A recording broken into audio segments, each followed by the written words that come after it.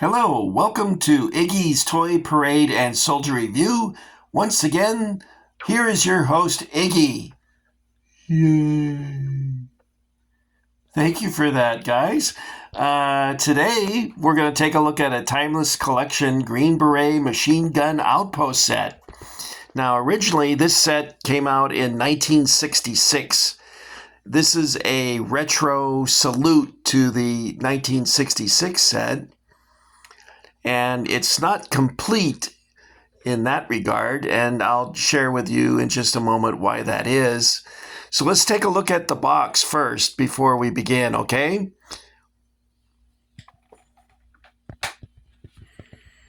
It looks like it has some artwork by Sam Petrucci, but I'm not positive of that. It looks like his style, though. And you notice that we have a Green Beret G.I. Joe, classic G.I. Joe with a bazooka, machine gun, radio, ammo box, bazooka shells, an M16, and camos, and a beret. This is part of the Timeless Collection. I think this came out in 2001 from JCPenney. Now, originally, this set was offered exclusively by Sears catalog, and I'm going to show that to you now. Let's take a look at that. Here we are. And it was a set that cost $9.89. So when you were like 10 years old, wouldn't you have loved to have gotten something? I know I would. I would have freaked out. This is so awesome.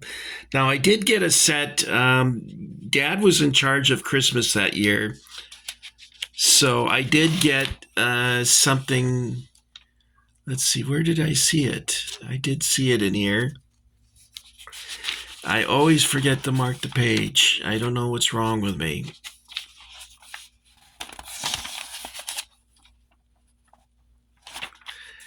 Well, come on, Iggy. Don't be a knucklehead.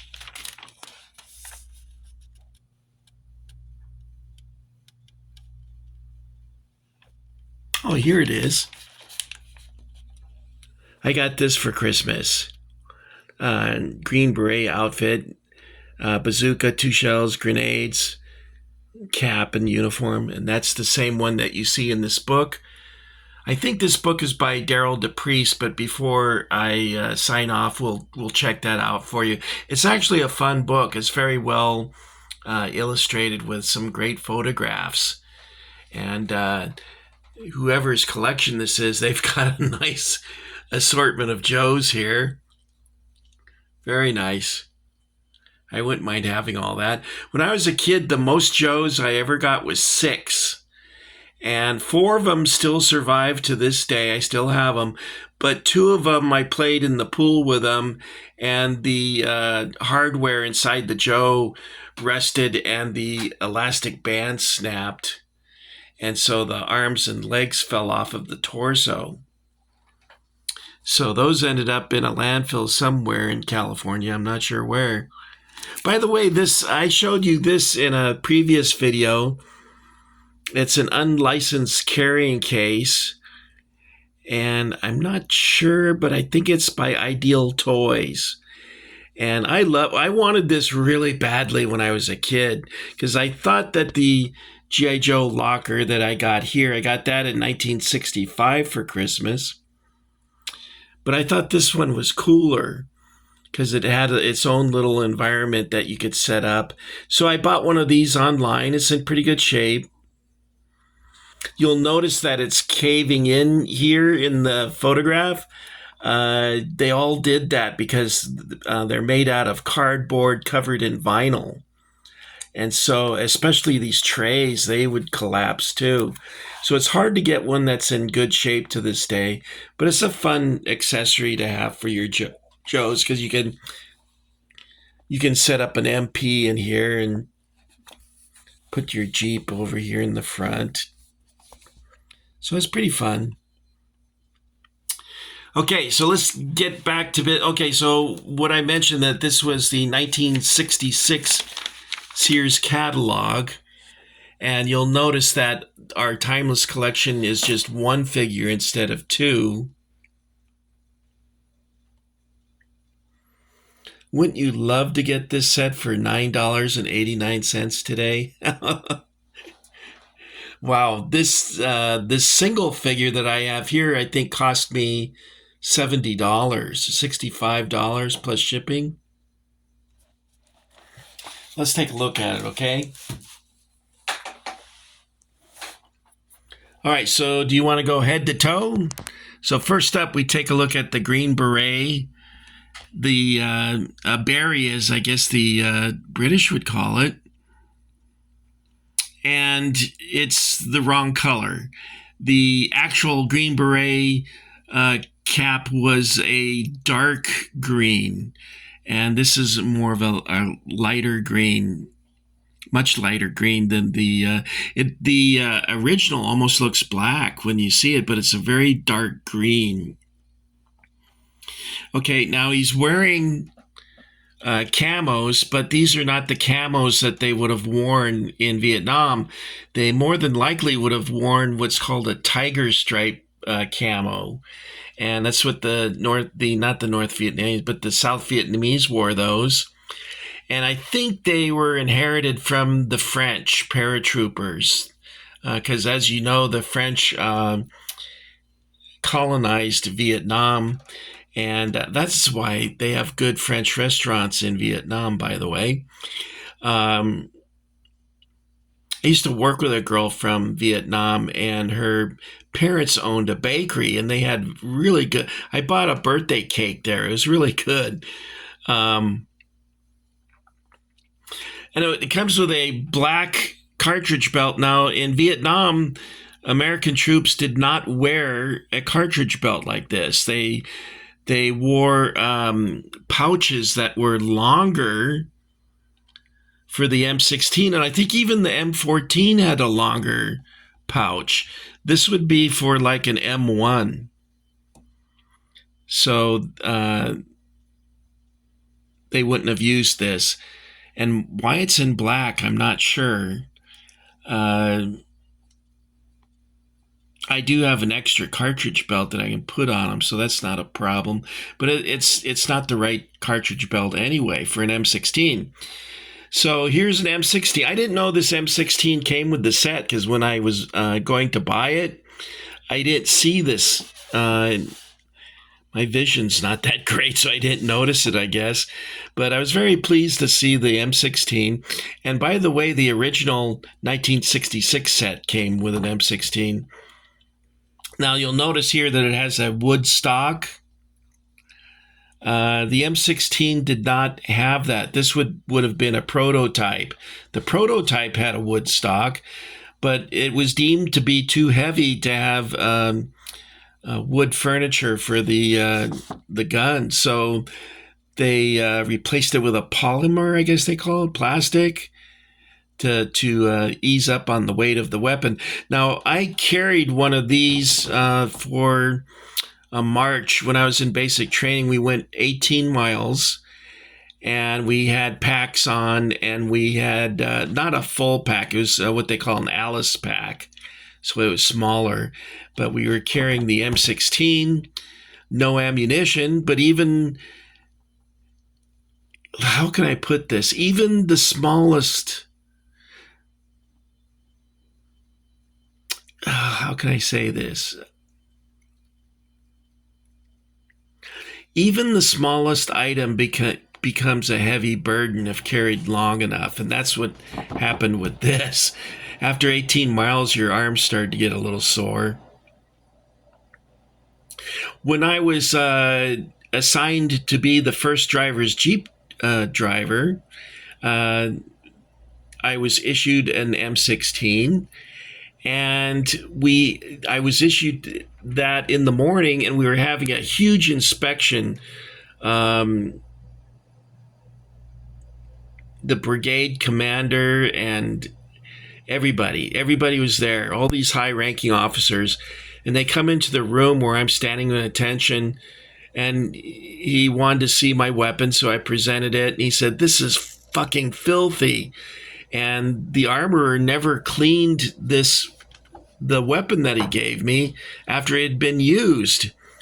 And I didn't have time to clean. I said, "Sir, I apologize. Only had was only able to give a cursory inspection prior to your arrival." And he said, "Cursory, cursory, is that some sort of fancy word, Private?" He didn't call me a private. I was a Spec 4. So I think he called me Spec 4. Anyway, he made me go downstairs to the company area and write on the whiteboard with a marker the definition of cursory. It really annoyed him that I used that word. I don't know why. I guess they're not used to a lower ranking enlisted men having a vocabulary. And he said, "What makes you think you can be the company clerk?" I said, "Sir, I have an associate arts degree in general education and a year and a half of history from the university."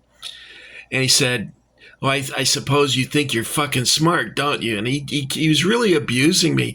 And all the other guys in the room were so relieved that it was me and not them. And that's the way it was in the service. When someone was getting chewed out, you were just glad that you weren't being noticed. So I really had my buttocks lacerated by these officers. I guess I rubbed them the wrong way. Iggy's like that. He rubs people the wrong way. Some of you guys have already canceled me. You're like, this Iggy guy's irritating. Anyway, so there's the M16, a prototype of one. And then we have what appears to be an M20 bazooka. Now, this may have been used like in 1962, but it was replaced by the Law. And the Law was light anti-tank weapon. And you would pull the two parts of the Law out and it would lock in place. And then you'd flip up the sight lever on the top of it and you'd aim it and push down on the trigger and boom, off it went.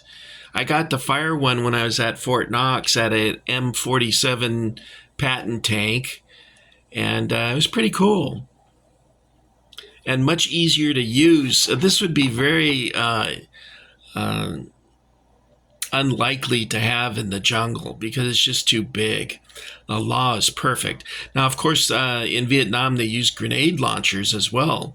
And G.I. Joe actually made a grenade launcher that you could use with these Green Beret. Why is my light going on and off? That's bizarre. Anyway, this is a great set. Okay, it comes with a field radio. This is the same radio they put in with their French resistance fighter, the 1966 Soldiers of the World, but they painted it black, I think. It comes with netting and foliage, and the tent pole, so you could set that up. And it's a great little set. I really like it a lot. Now, you're saying, well, Iggy, why are you saying that the beret's wrong, the uniform's wrong, this is wrong, that's wrong? Listen, when I was a kid, I didn't know those things. I wouldn't care about those things. Now I'm looking at this going, if I had gotten this for Christmas years ago, I would have freaked out of my mind.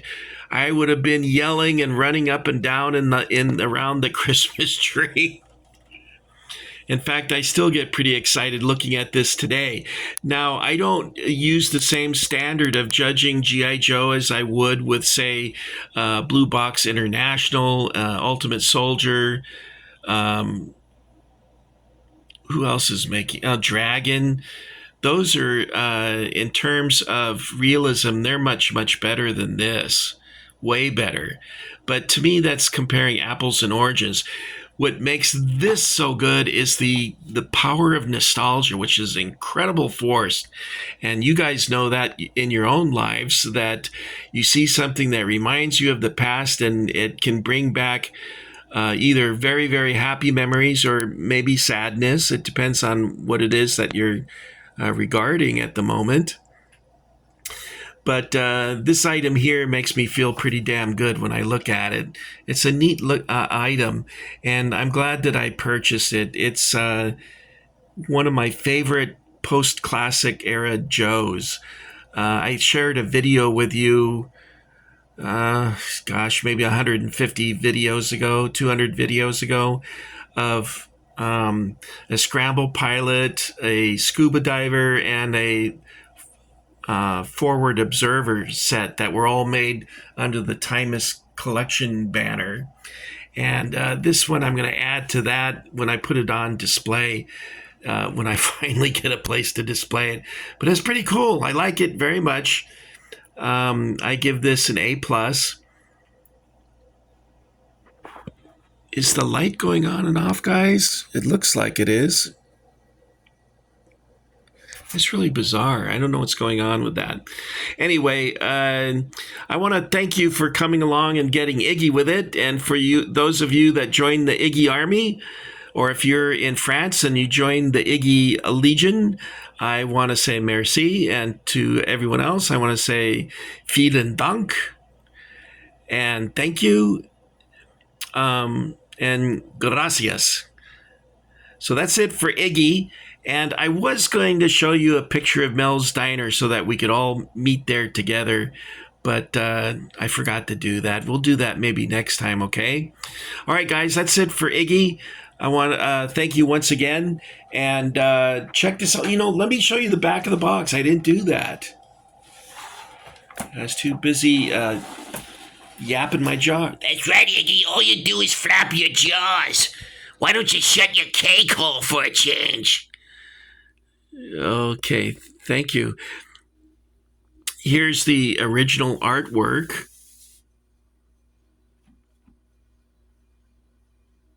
And it tells you what you get in the box. You know what? Hey, buddy, join the G.I. Joe Club. Be the first one in your neighborhood to join the G.I. Joe. I can't be an announcer. You know what? I stammer and stutter too much. That's why I don't try and read a script, because I would screw it all up.